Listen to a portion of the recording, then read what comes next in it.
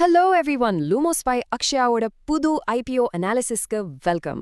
இந்தியாவோட e-commerce boom இப்போ எவ்ளோ massive growthல இருக்குன்னு நம்ம எல்லாருக்கும் நல்லாவே தெரியும். அந்த growthல ஒரு முக்கியமான பங்கு வகிக்கிற கம்பெனி தான் Shiprocket. இப்போ எல்லாரும் ரொம்ப ஆவலா எதிர்பார்த்துட்டு இருந்த அவங்களோட 1617.48 crore Shiprocket IPO வந்திருக்கு. இதுல நாம அப்ளை பண்ணலாமா இல்ல அவாய்ட் பண்ணலாமா? Let's dive right into this explainer and find out. இன்னைக்கு நாம கவர் பண்ண போற டாபிக்ஸ் ஃபர்ஸ்ட் அவங்களோட பிசினஸ் மாடல், அப்புறம் industry and competitors, IPO details, financial health, strengths and risks, and ஃபைனலா valuation and verdict. Okay, let's start with the first section, business model and operations. Shiprocket நிஜமாவே day to day என்ன பண்றாங்க? உங்களை நான் ஒரு கேள்வி கேட்கிறேன். Is Shiprocket a traditional courier company? அதாவது அவங்களுக்குன்னு சொந்தமா டெலிவரி ட்ரக்ஸ் இருக்கா? என்ன நினைக்கிறீங்க? The answer is actually no. Shiprocket is an asset-light aggregator. ஈஸியா சொல்லணும்னா ஸ்விக்கி இல்ல ஜொமேட்டோ மாதிரி. அவங்க சாப்பாடு சமைக்க மாட்டாங்க, ஆனா ஹோட்டலுக்கும் கஸ்டமருக்கும் நடுவுல ஒரு டெக் பிளாட்ஃபார்ம் தராங்க, ரைட்? அதே மாதிரி தான் ஷிப்ராக்கெட்டுக்கு சொந்தமா ட்ரக்ஸ் கிடையாது. அவங்க 25க்கும் மேலான கொரியர் பார்ட்னர்ஸை செல்லர்ஸ் கூட கனெக்ட் பண்ற ஒரு API டெக் பிளாட்ஃபார்ம். ஆனா டெலிவரி மாதிரி ஆசெட் ஹெவி கம்பெனிஸ்க்கு சொந்தமா பிசிக்கல் டெலிவரி ஃப்ளீட்ஸ், அப்புறம் சார்ட்டிங் சென்டர்ஸ் எல்லாமே இருக்கும். அப்போ இவங்க எப்படி தான் காசு சம்பாதிக்கிறாங்க? இவங்களோட 73.4% ரெவென்யூ அவங்களோட கோர் ஷிப்பிங் பிசினஸ்லேருந்து தான் வருது. அதாவது செல்லர்ஸை குரியரோட கனெக்ட் பண்ணுறதுலேருந்து. மீதி 26.6% அவங்களோட emerging businesses like cross border logistics, check out sauce இதுலேருந்து வருது. And what's really interesting is இந்த எமர்ஜிங் செக்மெண்ட் ரொம்ப ஃபாஸ்ட்டாக க்ரோ ஆயிட்டு இருக்கு. Moving on to Section 2, Industry and Competitors. Shiprocket in the logistics market la exacta enga fit agranga.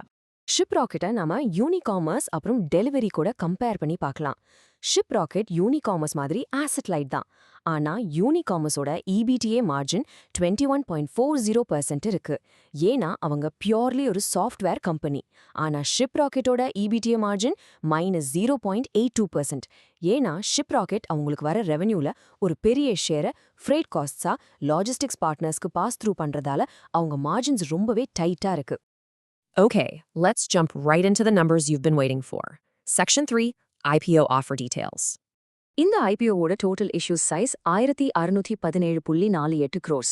இதுல fresh issue 885.50 crores. அதாவது இந்த அமௌண்ட் நேரா கம்பெனியோட வளர்ச்சிக்கு போகும். மீதி இருக்கிற 731.98 crores ஆஃபர் ஃபார் சேல். அதாவது எக்ஸிஸ்டிங் இன்வெஸ்டர்ஸ் அவங்க ஷேர்ஸை வித்துட்டு கேஷ் அவுட் பண்றாங்க. இந்த முக்கியமான டீடைல்ஸை நோட் பண்ணிக்கோங்க. பிரைஸ் பேண்ட் 92லேருந்து 97 ரூபீஸ் per ஷேர். ஒரு லாட்க்கு 154 ஷேர்ஸ் இருக்கும். ரீட்டைல் இன்வெஸ்டர்ஸ் அப்ளை பண்ணணும்னா மினிமம் இன்வெஸ்ட்மெண்ட் 14,938 ரூபீஸ் தேவைப்படும். IPO August 12 ஓபன் ஆகி August 14 க்ளோஸ் ஆகுது. So, the most crucial point here is the valuation. Upper price bandல Shiprocketோட implied pre-IPO valuation 7,057.50 crores.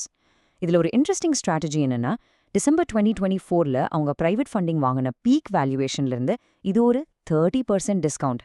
Public இன்வெஸ்டர்ஸ்க்கு டேபிளில் கொஞ்சம் profit இருக்கணுங்கிறதுக்காக வேல்யூவேஷனை டெலிபரேட்டாக டிஸ்கவுண்ட் பண்ணியிருக்காங்க. Let's move to Section 4, Financial Performance Analysis. ஒரு கம்பெனியோட financials நாம கண்டிப்பா எஃபெக்டிவ்லி அனலைஸ் பண்ணணும். டோட்டல் கன்சாலிடேட்டட் இன்கம் FY24ல 1357 crores-லேருந்து FY26ல 2077 crores-ஆ க்ரோ ஆயிருக்கு. இது இம்ப்ரெசிவான 24% year-on-year revenue growth. E-commerce market boom அப்புறம் அவங்களோட மேசிவ் மர்ச்சன்ட் பேஸ் தான் இந்த growthக்கு முக்கிய காரணம்.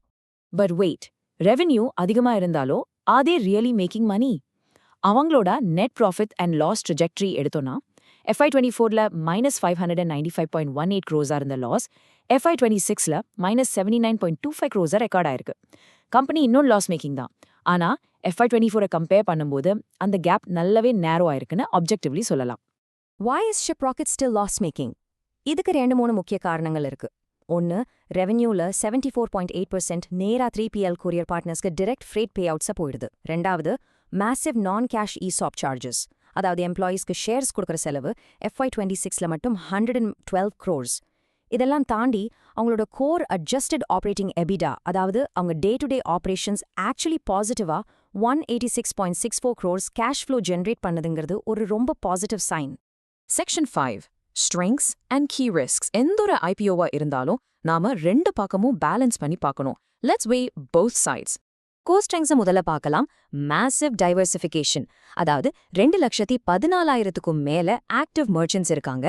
Next their biggest strength, the data moat. 730 million டிரான்சாக்ஷன்ஸை வச்சு அவங்க கொரியர் ரெக்கமெண்டேஷன் என்ஜினை ட்ரெயின் பண்ணிருக்காங்க. இது புதுசா வர காம்படிட்டர்ஸ்க்கு ஒரு பெரிய barrier.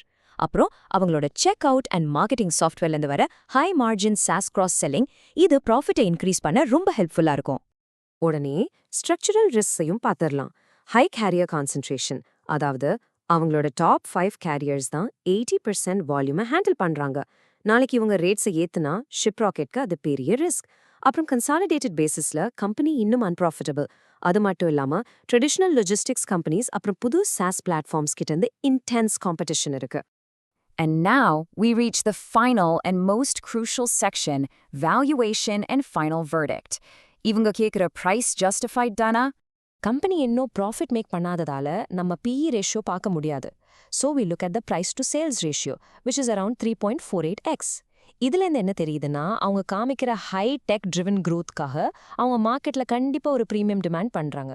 Current grey market premium data August 10 நிலவரப்படி ₹26.50 ட்ரேட் ஆகுது. இது ரஃப்லி ஒரு 27.32% லிஸ்டிங் கெயினை இண்டிகேட் பண்ணுது. ஆனா ஸ்ட்ரிக்டா ஞாபகம் வச்சுக்கோங்க, GMP நம்பர்ஸ் எப்போ வேணா மாறும். It is never a guaranteed return for any IPO. So to summarize the entire thesis neutrally, here is our final balanced view. இது risk-tolerant long-term investorsக்கான ஒரு high-growth tech play. அவங்களோட high-margin SaaS tools நல்ல scale ஆச்சுனா இதுல huge potential இருக்கு. ஆனா short டேர்ம்ல market volatility அப்புறம் persistent net losses-ஓட risk கண்டிப்பா இருக்கு. இது ஒன்றும் சேஃபான dividend stock கிடையாது. So before you invest, evaluate your risk appetite carefully. இந்த வீடியோ உங்களுக்கு யூஸ்ஃபுல்லா இருந்தா லைக் பண்ணுங்க, கமெண்ட் பண்ணுங்க, ஷேர் பண்ணுங்க. இது மாதிரி IPO அனாலிசிஸ் மற்றும் ஸ்டாக் மார்க்கெட் வீடியோஸ்க்கு Lumos by அக்ஷயாவை சப்ஸ்கிரைப் பண்ண மறக்காதீங்க.